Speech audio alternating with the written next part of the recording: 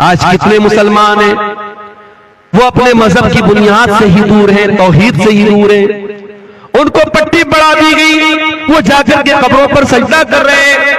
وہ جا کر کے ان کے گھروں میں چلے جاؤ،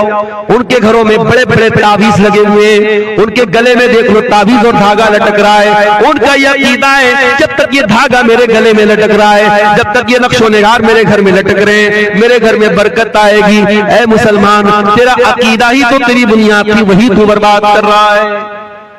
اسی لیے مولانا الطاف حسین حالی کہتے ہیں،